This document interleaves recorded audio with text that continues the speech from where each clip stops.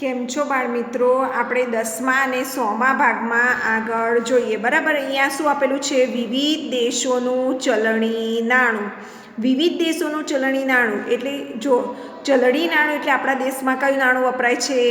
તો રૂપિયો. બરાબર, એમ અલગ અલગ દેશોમાં જે મેં તમને સ્વાપોથીમાં સમજાવ્યું હતું એ પ્રમાણે અહીંયા અલગ અલગ દેશોમાં અલગ અલગ નાણું વપરાય છે. તો તમે અહીંયા જોઈ શકો છો, જો દેશ આપેલા છે અને એનું નાણું અને ભારતીય રૂપિયામાં એમની કિંમત. હવે જો કોરિયામાં, તો કોરિયામાં કયું નાણું વપરાય? વોન. અને એ આપણે ભારતીય રૂપિયા બરાબર 1 વોન બરાબર 0.06 રૂપિયા. બરાબર, શ્રીલંકામાં રૂપિયો વપરાય પણ એ 0.43 આપણા 43 પૈસા બરાબર તેનો 1 રૂપિયો થાય. નેપાળમાં રૂપિયો વપરાય આપણા 62 પૈસા બરાબર તેનો 1 રૂપિયો થાય. હોંગકોંગમાં ડોલર તો આપણા 8 રૂપિયાને 40 રૂપિયા આપણા 8.40 બરાબર એ ત્યાંનો $1. દક્ષિણ આફ્રિકામાં રેન્ડ કહેવાય તો તે આપણા 4 રૂપિયાને 80 પૈસા બરાબર ત્યાંનો 1 રેન્ડ.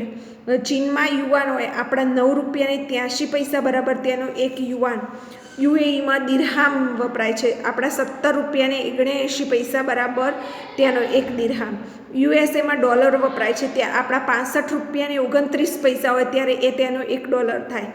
જર્મનીમાં યુરો વપરાય તે આપણા 76 રૂપિયાને 83 પૈસા બરાબર ત્યાંનો 1 યુરો. અને ઇંગ્લેન્ડમાં પાઉન્ડ આપણા 86 રૂપિયાને 63 પૈસા બરાબર ત્યાંનો 1 પાઉન્ડ. બરાબર, અહીંયા 4/10/2017ના રોજ લીધેલો ભાવ આપેલો છે. બરાબર, હવે એના પરથી કેટલાક પ્રશ્નો પૂછ્યા છે. પ્રશ્નોના અહીંયા જો તમે છે ચલણી નોટો બતાવેલી છે, અલગ અલગ દેશોની અલગ અલગ ચલણી નોટો બતાવેલી છે. બરાબર, તો એ તમે અહીંયા જોઈ શકો છો. ડોલર બતાવેલો છે, યુરો બતાવેલો છે, જે તમે અહીંયા જોઈ શકો છો. કયા દેશનું ચલણી નાણું ભારતીય રૂપિયામાં સૌથી વધારે કિંમત દર્શાવે છે? તો ઇંગ્લેન્ડ. ઇંગ્લેન્ડના આપણા 86 રૂપિયાને 63 પૈસા હોય ત્યારે તેનો 1 પાઉન્ડ થાય. એટલે કયા દેશનું? તો ઇંગ્લેન્ડ દેશનું નાણું સૌથી વધારે દર્શાવે છે. આપણે બીજું, મિથુનના કાકા અમેરિકામાં રહે છે. તે મિથુનને ભેટ તરીકે $10 મોકલે છે. કેટલા? $10. તો મિથુન શાળા પ્રવાસ માટે 350 રૂપિયા વાપરે છે તો તેની પાસે કેટલા રૂપિયા વધ્યા? $1 બરાબર આપણા 65 રૂપિયાને 29 પૈસા. બરાબર, તો આપણે $10 છે એને રૂપિયામાં કન્વર્ટ કરવા પડશે. તો $10 જો મેં તમને અહીંયા સમજાવ્યું છે, $10 તો 10 ગુણ્યા 65 રૂપિયાને 29 પૈસા. 65 રૂપિયાને 29 પૈસાને આપણે ફેરવીએ તો દાખલા તરીકે અહીંયા આપણે લખી શકીએ 10 ગુણ્યા 65 29 ભાગ્યા 100. આ 0 અહીંયા ઉડી જાય. બરાબર, તો અને અહીંયા આપણે પોઈન્ટ પછી 1 કાપીએ એટલે 652 રૂપિયાને 90 પૈસા. તો ત્યાંથી $10 નીકળે તો 652 રૂપિયાને 90 પૈસા થાય. બરાબર, તો શાળા પ્રવાસમાં એને કેટલા રૂપિયા વાપર્યા? 350. તો 652 રૂપિયાને 90 પૈસામાંથી 350 રૂપિયા બાદ કરીએ તો 302 રૂપિયાને 90 પૈસા રહે. બરાબર, તો અહીંયા શું કેટલા રૂપિયા વધે? તો તેની પાસે કેટલા રૂપિયા વધશે? તો 302 રૂપિયાને 90 પૈસા વધશે.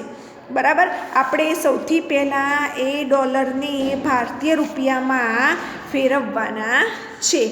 આગળ જોઈએ, માજીદના પિતાજી સાઉદ અરેબિયામાં કામ કરે છે. તેમનો પગાર પેટે 1000 સાઉદી દિરહામ મળે છે. જ્યારે અરુણના પિતાજી શ્રીલંકામાં કામ કરે છે, તેમને પગાર પેટે 2000 શ્રીલંકન રૂપિયા મળે છે. તો પગાર પેટે ભારતીય ચલણ મુજબ કોને પૈસા વધારે? પેલા સાઉદ અરેબિયામાં રહે છે ત્યાં દિરહામ મળે છે અને શ્રીલંકામાં રહે છે ત્યાં રૂપિયો મળે છે, પણ ભારતીય રૂપિયા પ્રમાણે કોના પૈસા વધારે? તો અહીંયા જોઈએ આપણે, માજીદના પિતાજીનો પગાર કેટલા? 1000 દિરહામ અને અરુણના પિતાજીનો પગાર 2000 શ્રીલંકન રૂપિયા. 1000 ગુણ્યા 17 રૂપિયાને 79 પૈસા દિરહામ. બરાબર, તો 1000 ગુણ્યા 17 રૂપિયાને 79 પૈસા. તો આને આપણે પોઈન્ટમાં ફેરવીએ. જો અમે નીચે રીત કરીને સમજાય, 1000 ગુણ્યા 1779 ભાગ્યા 100. આ 2 મીંડા ઉડી જાય તો એ 17,790 રૂપિયા. માજીદના પિતાજીનો ભારતીય રૂપિયા પ્રમાણે કેટલો પગાર? 17,790. જ્યારે શ્રીલંકન રૂપિયા પ્રમાણે 2000 ગુણ્યા 0.43 તો 2000 ભાગ્યા 43 ગુણ્યા પોઈન્ટ પછી 2 આંકડા છે એટલે નીચે 100 મૂકવા પડે. મીંડા ઉડાડી 43 ગુણ્યા 20 કરીએ એટલે 860 રૂપિયા આવે. કેટલા? તો કોનો પગાર વધારે કહેવાય? ભલે આ 2000 શ્રીલંકન રૂપિયા આવે અને 1000 દિરહામ આવે, પણ પગાર કોનો વધારે? માજીદના પિતાજીનો, કારણ કે તેમને ભારતીય રૂપિયા પ્રમાણે 17,790 રૂપિયા મળે છે. બરાબર સમજાયું બાળકો? હવે આગળ જોઈએ. ત્રીજું, લીનાના કાકી લીના માટે ચીનથી એક ભેટ લાવે છે જેની કિંમત 30 યુઆન છે. તેની ભારતીય ચલણ મુજબ કિંમત જો, એના કાકી ચીનથી, તો ચીનનો શું છે? યુવાન. એના કેટલા છે? 9 રૂપિયા ને 83 પૈસા. તો આપણા 9 રૂપિયા ને 83 પૈસા બરાબર ત્યાંનો 1 યુવાન. તો આપણે એમ જોઈએ 1 યુવાન બરાબર 9 રૂપિયા ને 83 પૈસા. તો 30 રૂપિયા બરાબર કેટલા? 30 ગુણ્યા 9.83. 30 ગુણ્યા 9 પોઈન્ટ કાઢવા માટે નીચે 100 મૂક્યા આપણે. 0 ઉડે ગયા. 983 ગુણ્યા 3 કર્યા. બરાબર. તો 2949 આવે. એના પોઈન્ટ આપણે કાપ્યો તો નીચે એક 0 છે એટલે કાપવો પડે 1 પોઈન્ટ. એટલે 294 રૂપિયા ને 9 પૈસા અથવા 90 પૈસા થાય. તો 30 યુઆન બરાબર 294 રૂપિયા ને 90 પૈસા થાય. બરાબર. હવે આપણે પાંચમું આગળ જોઈએ. આસ્થા થોડાક હોંગકોંગ ડોલર વોન ઈચ્છે છે. તેને 4 રૂપિયાના બદલામાં કેટલા વોન મળી શકે અને 400 રૂપિયાના બદલામાં કેટલા મળે? અને બીજો દાખલો છે, તેને 508 રૂપિયાના બદલામાં કેટલા હોંગકોંગ ડોલર મળે? જુઓ અહીંયા 4 રૂપિયામાં બદલામાં, અહીંયા તમે જોઈ શકો છો 4 રૂપિયાના બદલામાં વોન મળે. એક વોનની કિંમત કેટલી છે? 0.06. તો 6 રૂપિયા બરાબર 1 વોન માટે 4 રૂપિયા બરાબર કેટલા? 4 ભાગ્યા 0.06. હવે આને પોઈન્ટ દૂર કરવા માટે 4 ભાગ્યા 6 ભાગ્યા પોઈન્ટ કાઢવા માટે નીચે 2. હવે આ જે અંશ છેદ અને અંશ થશે. બરાબર. તો એને આપણે ફરી અંશમાં, તો 4 ગુણ્યા 100 ભાગ્યા 6.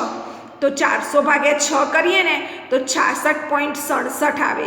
તમારે 400 ભાગ્યા 6 અહીંયા કરો ને તો તમને અહીંયા દાખલા તરીકે 400 ભાગ્યા 6 કરો તો તમને છાયું 36.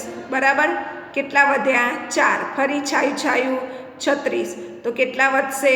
4. પછી પોઈન્ટ પછી આપણે કરીએ 0 પાછા, તો પાછા છાયું 36. એટલે 66.67. કેટલા રૂપિયા મળશે? 66.67 વોન મળે. 4 રૂપિયા આપણે જમા કરાવીએ તો કેટલા વોન મળે? 66.67 વોન મળે. અને જો 400 રૂપિયા જમા કરાવીએ તો આપણને 4 રૂપિયાના કેટલા છે? 66.67. તો 66.67 ગુણ્યા 100 વોન. તો 66 ગુણ્યા 67 ભાગ્યા 100 એટલે 6667 વોન મળે. પછી બીજું શું કહે છે? તેને 508 રૂપિયાના બદલામાં કેટલા હોંગકોંગ ડોલર મળે? તો જુઓ અહીંયા આપણે 8 રૂપિયાને 40 1 હોંગકોંગ ડોલર. તો 508 રૂપિયામાં કેટલા? 508 ગુણ્યા 100 ભાગ્યા 840. 0 ઉડાડી દીધા. 5080 ભાગ્યા 84. તો 60 રૂપિયાને 47 હોંગકોંગ 60.47 હોંગકોંગ ડોલર મળે. 508 રૂપિયા જમા કરાવીએ આપણે તો 60.47 હોંગકોંગ ડોલર મળે છે. હવે જો અહીંયા તમને આગળ આપ્યું છે. આ તો આપણે અલગ અલગ દેશના ચલણી નાણાંને ભારતીય રૂપિયામાં ફેરવતા શું મળે? અહીંયા જો કિરણ 200 રૂપિયા લઈને ખરીદી માટે ગયો. નીચેનું બિલ જુઓ. દુકાનદારે દર્શાવેલ કિંમતમાં યોગ્ય જગ્યાએ દશાંશ ચિહ્ન મૂકવાનું ભૂલી ગયો. યોગ્ય જગ્યાએ દશાંશ ચિહ્ન મૂકો અને બિલની કિંમત જુઓ. સાબુ કેટલા છે? 1. લીલા ચણા 1 કિલોગ્રામ. ચા 250 ગ્રામ ને કોપરેલ 1 લીટર. સાબુ એકનો ભાવ છે 12.50. એને આપણે પોઈન્ટમાં મૂકવાના. જુઓ મેં અહીંયા લખ્યું છે એ પ્રમાણે સાબુ 1 12.50. લીલા ચણા 1 કિલોગ્રામ 50.25. ચા 250 ગ્રામ 27.25. કોપરેલ 1 લીટર 60.25. કુલ કેટલા રૂપિયા થયા? તો 150 રૂપિયા. બરાબર.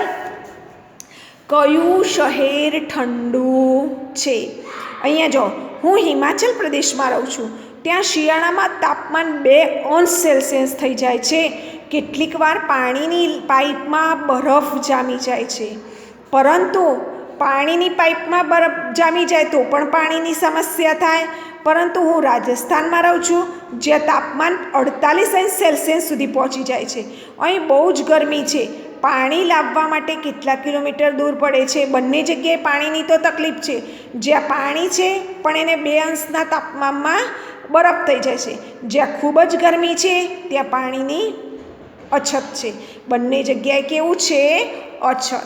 હવે અહીંયા આપણે દરેક દેશના અલગ અલગ તાપમાન, આપણા દેશના રાજ્યોમાં અલગ અલગ તાપમાન આપેલા છે. જો અહીંયા શ્રીનગરનું તાપમાન 8.1°C, જયપુરનું 23.2°C, મુંબઈનું 35.1°C, ભોપાલનું 25.9°C, તિરુવત્તમપુરમનું 33.5°C, ચેન્નઈનું 29.9°C, ગુવાહાટીનું 24.8°C.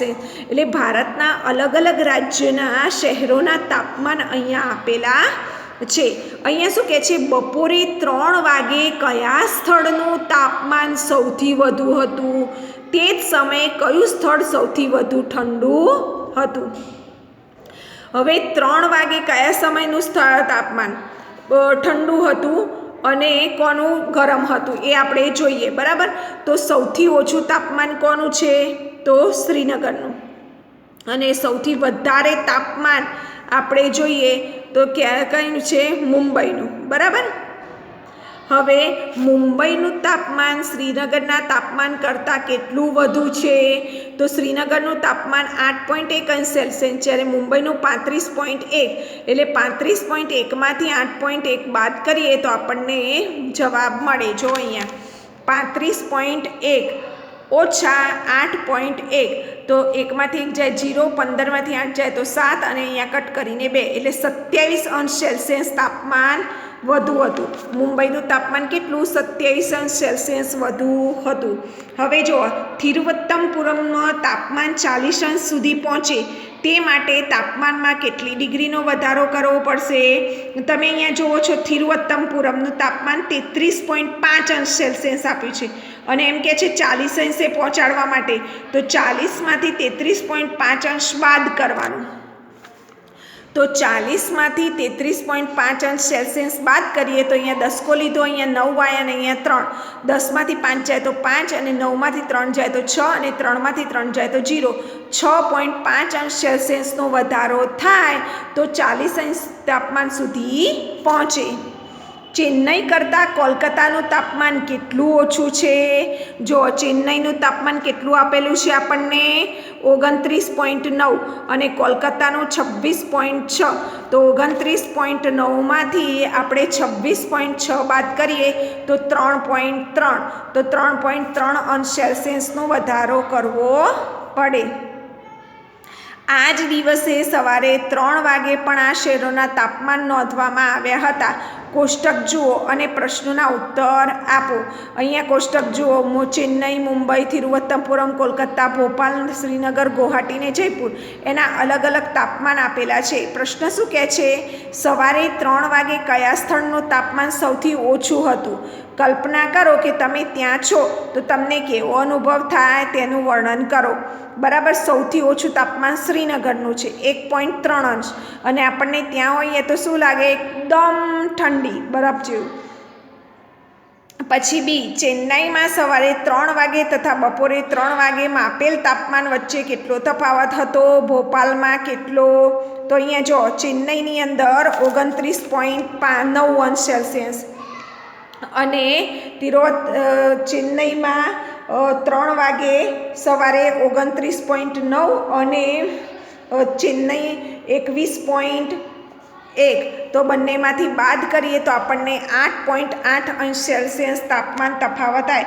તો ચેન્નઈમાં સવારે 3 વાગે 8.8°C તાપમાનનો તફાવત છે, જ્યારે ભોપાલમાં સવારે 9.8, અને જ્યારે બપોરે 25.9°C.